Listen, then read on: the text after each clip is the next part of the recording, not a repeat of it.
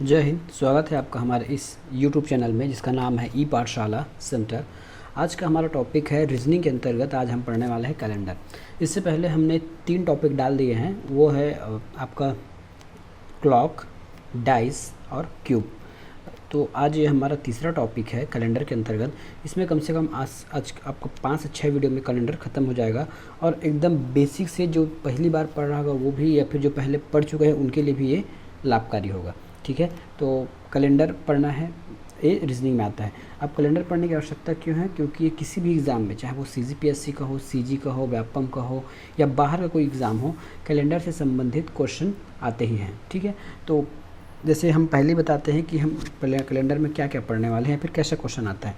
Calendar से आपका कैसा क्वेश्चन आएगा, आपको कोई डेट दे दिया जाएगा, है ना, कोई डेट दिया जाएगा। जैसे आपको आज ही का डेट दे दीजिएगा, आज या कल जो भी है, जैसे आपको दे दीजिएगा 2 सितंबर 2004।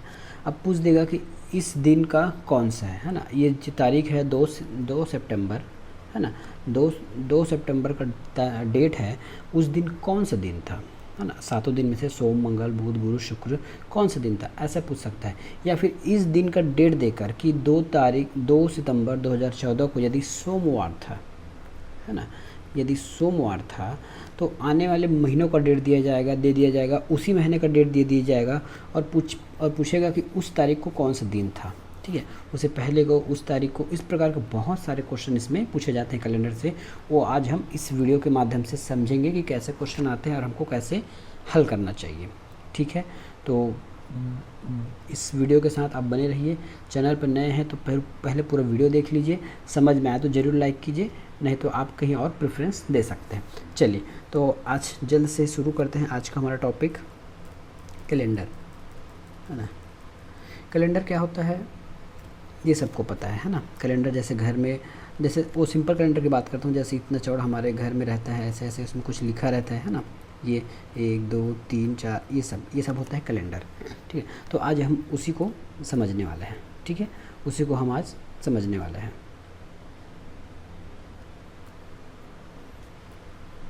ठीक, उसी को आज हम समझने वाले हैं। पहला है कैलेंडर। कैलेंडर क्या होता है? तो कैलेंडर में दिन, महीना एवं वर्ष के माध्यम का एक संबंध होता है। ठीक है, दिन, वर्ष, महीना, है ना। आपका तारीख इसमें नहीं, अब सॉरी, इसमें समय नहीं आता। तो किसी कैलेंडर में आप दिन देख सकते हैं, महीना देख सकते हैं, वर्ष देख सकते हैं, सप्ताह देख सकते हैं, है ना। मैंने एक सप्ताह नहीं लिखा है, वैसे इसको लिखने की आवश्यकता नहीं था। सप्ताह, आप किसी कैलेंडर में सप्ताह भी देख सकते हैं। ठीक है, जो कैलेंडर हम जो कैलेंडर हम लोग यूज़ करते हैं, इंग्लिश कैलेंडर, है ना, जनवरी, फरवरी, मार्च, अप्रैल, मई, जून, जुलाई, अगस्त, सितंबर, अक्टूबर, नवंबर, दिसंबर, उस कैलेंडर की मैं बात कर रहा हूँ। तो उस कैलेंडर को हम बोलेंगे अंग्रेजी कैलेंडर।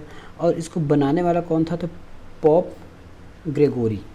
ठीक है, हो सकता है इसका नाम स्पष्ट रूप से पूछ दिया जाए कि इंग्लिश कैलेंडर को किसने बनाया था, तो उसका आंसर होगा पोप ग्रेगोरी ने बनाया था।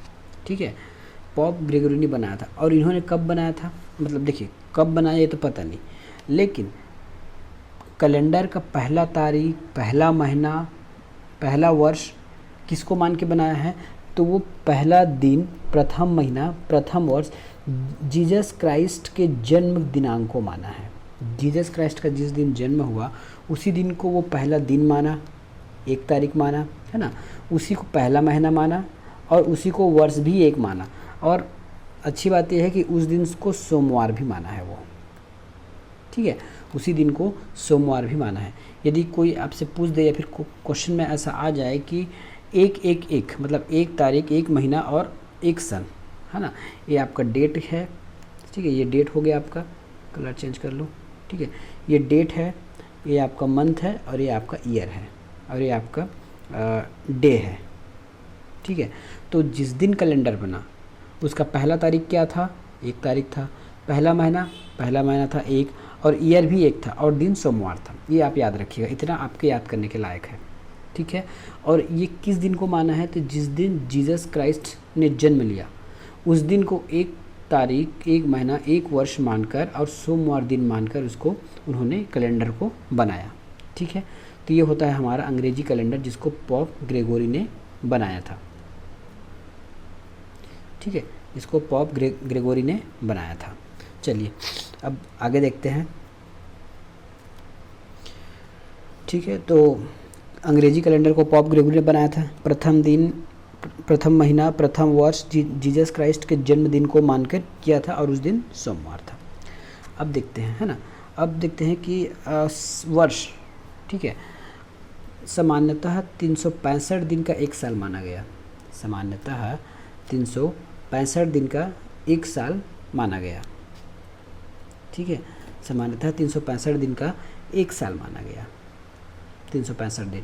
और 365 दिन में को 12 माह में बांटा गया। देखिए हमारा एक साल कब से चालू होता है, तो इंग्लिश कैलेंडर के अनुसार से 1 जनवरी से 31 दिसंबर, 31 दिसंबर इतने दिन में, है ना, 31 दिसंबर इतने दिन में कितने इतने तक 12 माह तक कितने दिन होता है, तो 365 दिन होता है, 365 दिन होता है। और इस 365 दिन को 12 माह में बांटा गया, जनवरी से लेके दिसंबर तक। ठीक है, और ये आपका कब से लागू है, देखिए कैलेंडर तो पहले बन गया होगा लेकिन ये 1752 से लागू है। ठीक है, जो अंग्रेजी का जो कैलेंडर है वो 1752 से लागू है। अगर क्वेश्चन में ऐसा पूछ देता है कि कब से लागू है, तो आपको बाय डेट याद रहना चाहिए कि ये 1752 से लागू है। ठीक है, दिन कितने होते हैं, 7, 12 कितने होते हैं, महीने। चलिए ठीक है, इसको भी कुछ देख लेते हैं हम। ठीक है, इसको कुछ देख लेते हैं, को काटिए, ये काटिए। चलिए, आपके दिन कितने होते हैं, तो दिन आपके 7 होते हैं। कौन सा बताने की जरूरत नहीं होगा, फिर ही बता देता हूँ। मंडे, सॉरी इंग्लिश में बता देता हूँ आपको।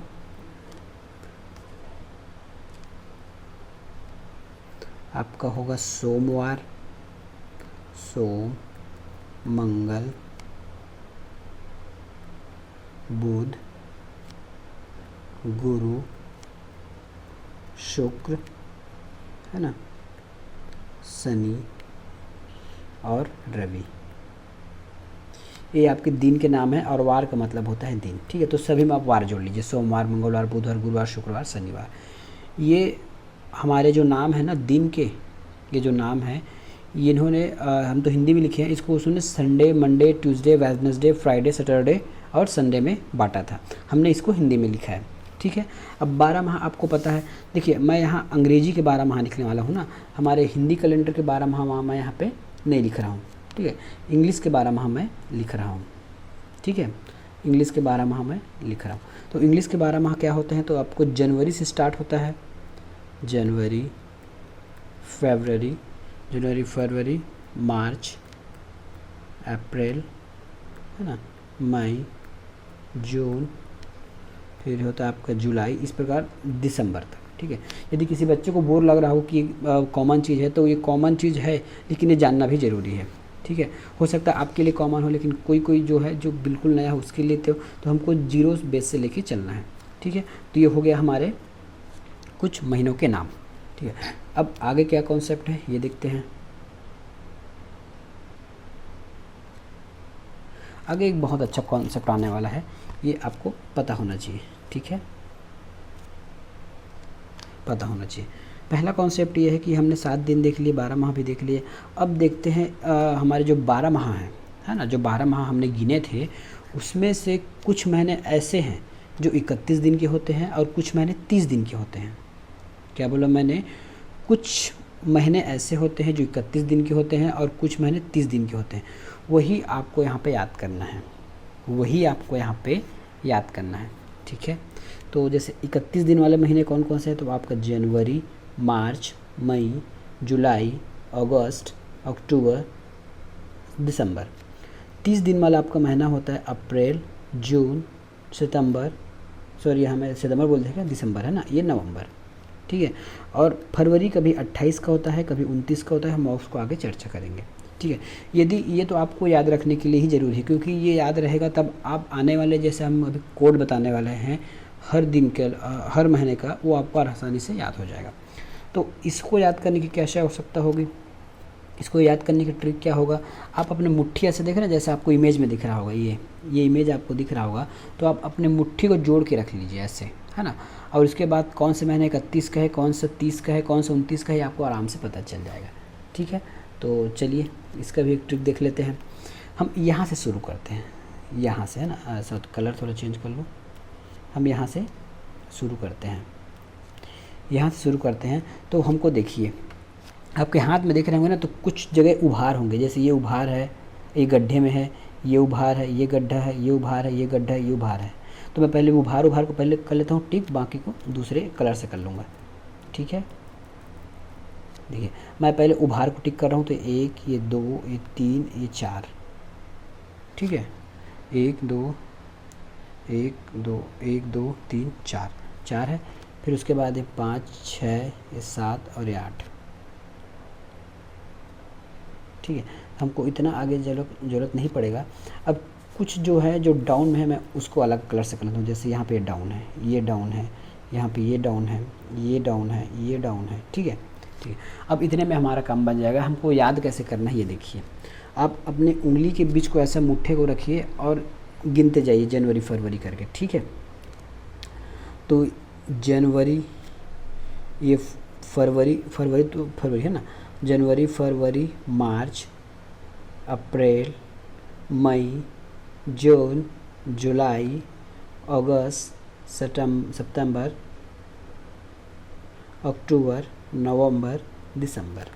ठीक है, कहने का मतलब ये है कि जो जो महीना आपके उंगली के ऊपर वाले हिस्से में जा रहा है ना, ये पिंक वाले में, वो आपका 31 दिन का होगा। ठीक है, जो मुट्ठा बांध लीजिए, जहाँ पे आपका उंगली का हड्डी दिखेगा, वहाँ पे अगर आपके महीने का नाम जाता है तो वो 31 दिन का होगा। और जो गड्ढे में जा रहा है नीचे साइड, है ना, वो आपके 30 दिन का होगा या फिर 29 दिन का होगा।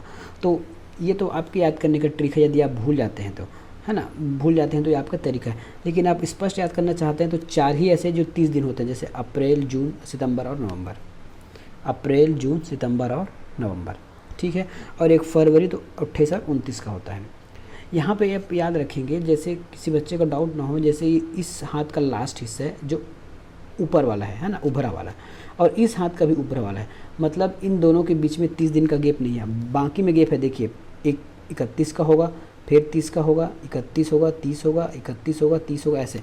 लेकिन यही मतलब ये जुलाई है और ये अगस्त है, तो जुलाई और अगस्त हमेशा 21 दिन के होते हैं लगातार फॉर्म में। ऐसे देखा जाए तो जनवरी मार्च मई जुलाई अगस्त अक्टूबर और दिसंबर, ये हमारे 31 दिन के होते हैं।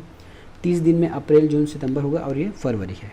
ठीक है, इतना तक समझ में आया होगा। मैं आशा करता हूँ कि आपको इतना समय तक समझ में आ गया होगा। अब आगे देखते हैं। ठीक है, अब आगे देखते हैं कि 365 दिन का मतलब होता है सामान्य वर्ष और 366 दिन का मतलब होता है लीप वर्ष। इसमें हम समझते हैं क्या लीप वर्ष है और क्या सामान्य वर्ष है। ठीक है, तो 365 दिन होता है आपका साधारण वर्ष, साधारण वर्ष। इसमें आपके 52 सप्ताह होते हैं, एक दिन एक्स्ट्रा होता है। इसमें 52 सप्ताह होता है और एक दिन एक्स्ट्रा होता है। यकीन नहीं आया तो आप 7 को 52 सप्ताह होते हैं ना, एक सप्ताह में 7 दिन, तो आप इसको 7 से गुना करके देख लीजिए। 52 × 7 क्या होगा, 7 दूनी 14, ये हो गया 1, और 7 पंचे 35 और 1 36, ये देखिए 64 दिन। जबकि होता है सामान्य का 365 दिन, उसमें एक दिन एक्स्ट्रा होता है +1। ठीक है, सामान्य वर्ष में 365 दिन होता है और एक दिन एक्स्ट्रा होता है। ठीक है, यह जो सामान्य वर्ष है वो 4 से कभी भी पूरा भाग नहीं जाएगा। यदि आपको ईयर दे दिया जाए 1900, 2001, 2012, 2013, जो भी वर्ष दे दिया जाए, 2000 से पहले 1900, 1700, 1800, जो भी वर्ष दे दिया जाए, ठीक है, जो भी वर्ष दे दिया जाए, यदि उस वर्ष में जैसे 365 में यदि आप 4 का भाग लगाओगे तो पूरा नहीं जाता है। पूरा नहीं जाता मतलब है कि उसमें आंसर पॉइंट में आते हैं। ठीक है, यदि आंसर पॉइंट में आएगा तो आप मान लोगे कि वो सामान्य वर्ष है। ठीक है, यदि आंसर पॉइंट में आता है तो आप ये मान लीजिए कि आपका वो वर्ष जो है वो साधारण वर्ष है। ठीक है, और साधारण वर्ष में फरवरी 28 दिन का होता है। साधारण वर्ष में जो फरवरी का महीना है वो 28 दिन का होता है। ठीक है, ये आप याद रखिएगा, साधारण वर्ष में फरवरी का महीना 28 दिन का होता है। ठीक है, अगला है वर्ष का पहला दिन और अंतिम दिन वही होता है। इस लाइन को अच्छे से समझिएगा, ये एक लाइन के उत्तर में आपको प्रश्न को कर सकता है। यदि आपको ऐसा बना के दे जाएगा कि किसी वर्ष मतलब 2021 है ना, 2021 में 1 जनवरी को सोमवार था तो 31 दिसंबर को क्या होगा। ठीक है, आपको उसको निकालते हुए नहीं बैठना है, ठीक है, उसको निकालते हुए नहीं बैठना है कि कितना दिन होगा क्या होगा, बस एक लाइन में आपको उत्तर आना चाहिए कि वर्ष का पहला और अंतिम दिन वही होता है। मतलब ये मैं मान लूँ कि 1 जनवरी को, ठीक है, 1 जनवरी 2021, पहले देख लीजिए 2021 जो है सामान्य वर्ष है कि नहीं। तो 4 से भाग देने के लिए आपको पता है मैथ्स का रूल है कि लास्ट के 2 अंक से भाग देते हैं। क्या 4 से पूरा पूरा भाग जाएगा? नहीं जाएगा। 4 पंचे 20 और एक शेष बच जाएगा, मतलब ये भाग नहीं जा रहा है। नहीं जाने का अर्थ ये है कि ये सामान्य दिन है, ठीक है, सामान्य दिन। और सामान्य दिन में हमने क्या पढ़ा है? वर्ष का पहला दिन। वर्ष का पहला दिन क्या होता है? 1 जनवरी। और लास्ट दिन क्या होता है? 31 दिसंबर। लास्ट दिन होता है 31 दिसंबर 2021। 31 दिसंबर 2021, ठीक है। ये छोटा हो गया, बड़ा कर लेते हैं। ये देखिए, ये हो गया हमारा बड़ा कैलेंडर, ठीक है। इसको चलिए आगे ले जाते हैं,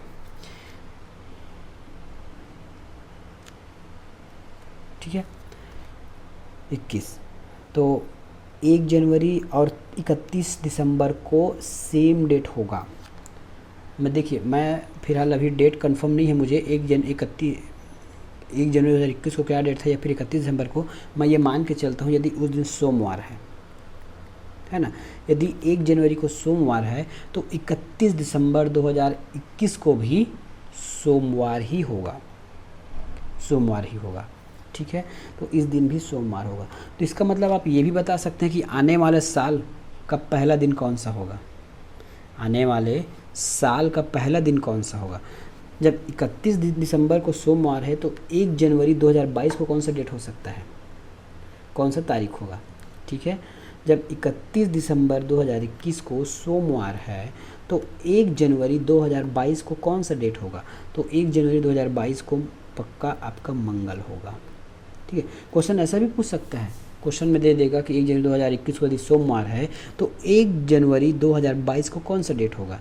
इसके निकालने के वैसे बहुत सारे तरीके हैं, वो आगे बताएंगे, लेकिन जब आपको ट्रिक से पता है तो निकालने की आवश्यकता क्या है, क्योंकि आपको तो क्वेश्चन का आंसर से मतलब है, ना कि सॉल्व करने से, ठीक है। तो ये आपको याद होना चाहिए, ठीक है। ये याद होना चाहिए कि सामान्य वर्ष में मैंने क्या बताया, 52 सप्ताह होता है, एक दिन एक्स्ट्रा होता है ना, एक दिन एक्स्ट्रा होता है, या पूरा 4 से भाग नहीं जाता। फरवरी 28 दिन का होता है। वर्ष का पहला और अंतिम दिन वही होता है, ठीक है। ये हमने जान लिया। चलिए अब देखते हैं लीप वर्ष क्या होता है। लीप वर्ष क्या होता है, ठीक है। ये लीप वर्ष के बारे में समझते हैं। तो लीप वर्ष में क्या होगा, 52 सप्ताह होगा इसमें भी, और इसमें 2 दिन एक्स्ट्रा हो जाते हैं। इसमें 2 दिन आपका एक्स्ट्रा निकलेगा। यदि आप 366 को 7 से भाग देंगे तो आपका भागफल आएगा 52 और शेषफल आ जाएगा 2। इसका मतलब ये है कि 366 दिन में 52 सप्ताह होता है और 2 दिन एक्स्ट्रा हो जाता है। यह जो वर्ष है वो 4 से पूरा भाग चला जाता है। यह जो वर्ष है वो 4 से पूरा भाग चला जाता है। जैसे 2020 आपका क्या चीज़ है, लीप वर्ष है कि सामान्य वर्ष है, देख के निकाल लीजिए। 2020, अब 2020 को 4 से भाग देना है तो पूरे 2020 को देने की जरूरत नहीं है, बस अंतिम के 2 अंक को दे दिए तो पता चल जाएगा, क्योंकि 4 से भाग देने का ये रूल है। यदि अंतिम के 2 अक्षर भाग चले गए, 2 संख्या अक्षर बोलता हूँ, 2 संख्या भाग चले गए तो पूरा आप इसके सामने कुछ भी लिख दीजिए, वो सब भाग चले जाएगा। तो 5 4 5 20 पूरा भाग चला जाता है। इसका मतलब यह है कि 2020 जो है वो लीप वर्ष है। 2020 जो है लीप वर्ष है। ये तो आप इस प्रकार 2020 से लीप वर्ष निकाल सकते हैं।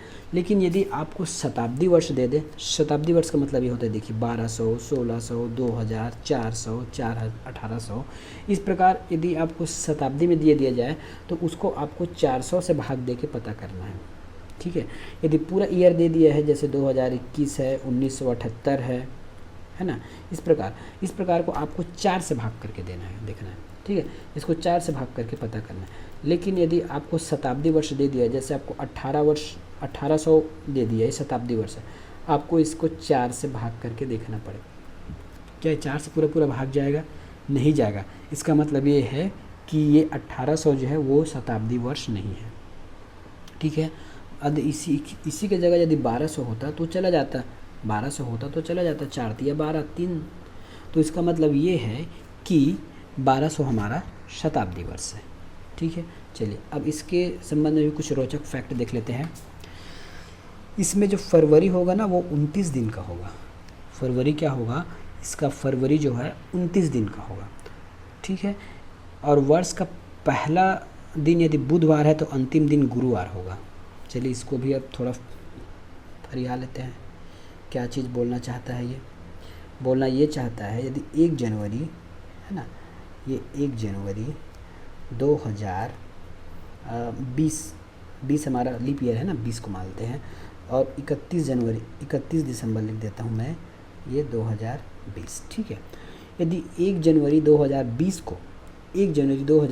को यदि मैं बुधवार मान लूँ तो 31 जनवरी कितना होगा, 31 जनवरी कितना होगा, ये आपका होगा गुरुवार होगा। अब इसको रटने की आवश्यकता नहीं है। पहले हमने देखा था कि 365 दिन सामान्य वर्ष में दिन वही होता था। अब यहाँ एक दिन यहाँ बढ़ चुका है, यहाँ 1 था, यहाँ 2 हो गया, मतलब 1 दिन यहाँ बढ़ा है ना, तो 1 दिन आगे जाएगा। इसमें ज़्यादा सोचने की या फिर ज़्यादा याद करने की आवश्यकता नहीं है। हर चीज़ को कॉन्सेप्ट से पकड़ के चलते जाइए। ठीक है, यहाँ 1 दिन था तो इसलिए जितना भी होगा 12 सप्ताह, एक दिन था तो बराबर आता था, है ना, वो बराबर हो जाता था। लेकिन जो क्योंकि यहाँ हमने 1 दिन बढ़ा दिए हैं लीप वर्ष में, इसलिए ये 1 दिन एक्स्ट्रा हो गया, बुधवार के बाद गुरुवार हो गया। ठीक है, अब दूसरा क्वेश्चन ये हो सकता है कि 1 जनवरी 2021 को कौन सा दिन होगा, तो उस दिन होगा ये शुक्रवार हो जाएगा। कौन सा दिन, अगले साल का पहला दिन शुक्रवार हो जाएगा। ठीक है, इतना समझ आया। ठीक है, चलिए एक बार और इसको रिपीट करा देते हैं मैं। लीप वर्ष 52 सप्ताह, 2 दिन एक्स्ट्रा होगा, पूरा 4 से भाग चला जाएगा। और शताब्दी वर्ष को आपको 400 से भाग देकर देखना है, 400 से पूरा भाग चले जाता है तो आपका लीप वर्ष है। फरवरी में लीप वर्ष 29 दिन का होता है। वर्ष का पहला दिन बुधवार है तो अंतिम दिन आपका गुरुवार होगा। अब इसमें कुछ अन्य तथ्य ये जान लीजिए। जानना ये है, यदि किसी का बर्थडे 29 फरवरी को आ गया, 29 फरवरी को आया 2020 को, तो अपना बर्थडे कितने साल बाद मनाएगा, तो अपना बर्थडे वो 4थे साल में मनाएगा। क्योंकि अब 21 आपका लीप वर्ष नहीं है, 23 नहीं है, सॉरी 22 है ना इसके बदले, ये 22 नहीं है, 23 नहीं है, आपका 24 लीप वर्ष है, मतलब 2024 लीप वर्ष है। यदि किसी का बर्थडे 29 तारीख को है फरवरी में, तो उसका अगला बर्थडे यदि 29 फरवरी 2022 को किसी ने अपना कोई बर्थडे मनाया है या फिर डेट ऑफ बर्थ है, तो अगला अपने केक कब काटेगा, तो इस 2024 में काटेगा। ठीक है, क्योंकि ये अगला लीप वर्ष ही है। लीप वर्ष निकालने का फंडा यही है कि जिस दिन है वहाँ से 4 साल गिनते चले जाइए, इसको छोड़कर 1 2 3 4, जहाँ चौथा आप रुक जाइए वो लीप वर्ष होगा। ठीक है, ये था हमारा कॉन्सेप्ट। अगला कॉन्सेप्ट क्या है, चलिए ये समझते हैं। अगला है हमारा शताब्दी वर्ष क्या होता है, बता दिया था मैं शताब्दी वर्ष क्या होता है। तो 2000, 1200, 1600, 2400 ये हमारा शताब्दी वर्ष है। इसमें सामान्य शताब्दी भी होगा और लीप वर्ष वाला शताब्दी भी होगा। जैसे ये जो है ना तो 4 से भाग जाएगा, ठीक है, ये जो है ना तो 400 से भाग जाएगा ना 4 से भाग जाएगा, तो ये हमारा सामान्य है। ठीक है, ये भी सामान्य है और ये आपका लीप है। मतलब शताब्दी तो सारे हैं, लेकिन ये सामान्य शताब्दी वर्ष है और ये लीप वर्ष शताब्दी है और ये भी लीप है। ठीक है, और ये 4 चौक 16 भी लीप वर्ष होगा। तो शताब्दी वर्ष सभी कहलाएंगे, लेकिन उसमें भी आपका लीप वर्ष और सामान्य वर्ष होता है। ठीक है, चलिए नेक्स्ट चलते हैं।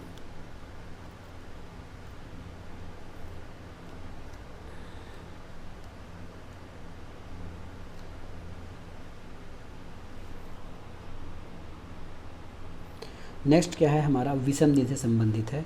अब देखते हैं विषम दिन क्या होता है। हमारा विषम दिन क्या होता है, ठीक है, विषम दिन क्या होता है। तो जब किसी साल महीना के कुल दिनों में, किसी साल महीना के कुल दिनों में जब हम 7 से भाग देते हैं, उसके बाद जो शेष बचता है उसको हम उसका विषम दिन कहते हैं। ठीक है, जैसे मैं ये मान लूँ कि हमारा जनवरी 31 दिन का होता है। यदि मैं इसको 7 से भाग दूँ तो कितना आएगा, 7 से अगर मैं भाग दूँ तो कितना आएगा, चलिए भाग दे के देखते हैं 7 से। तो ये होता है 7 21, 7 चौक 28, 7 चौक 28, 7 चौक 28। विषम दिन कितना आ गया, 28 29 30 31, यहाँ 3 आ गया। मतलब इसमें 3 विषम दिन होंगे, 3। यही कोड आपको आगे चल के याद करना है, किसी भी चीज़ के लिए ये कोड आपका काम आने वाला है। 30 दिन। तो एक इस जनवरी माह का विषम दिन क्या आया, 30 दिन आया। मार्च का फरवरी है, मार्च अप्रैल है, ठीक है। और कौन सा महीना है, जैसे इसमें और कुछ महीना देख लेते हैं, जनवरी फरवरी मार्च अप्रैल का देख लेते हैं, ठीक है। अप्रैल आपका 30 दिन का होता है ना, अप्रैल आपका 30 दिन का होता है। तो 30 दिन में विषम दिन क्या आएगा, ये 7 है और ये 7 चौक आपका होता है 28, इसमें आएगा 2, ठीक है। तो अप्रैल में विषम दिन कितने हो गए, 2। अब ये बताने का रीज़न समझ लीजिए पहले, कोई भी चीज़ आपको है ना जो बेवजह नहीं बताई जा रही है, वजह क्या है। जैसे ये मान लेते हैं, जैसे 1 तारीख को यदि सोमवार है ना, तो अगला सोमवार कब पड़ेगा, अगला सोमवार कब पड़ेगा, इसको जानने के लिए बस इसमें आप 7 का ऐड कर दीजिए, 7 का जोड़ कर दीजिए, तो ये हो जाता है हमारा 8। मतलब उसी महीने के 8 तारीख को आपका सोमवार होगा, ठीक है। उसी तारीख के 8वां में आपका सोमवार होगा, ठीक है। तो ये आगे जो हमने जो विषम दिन निकाले हैं वो आगे आपके जाकर काम आने वाले हैं, ठीक है।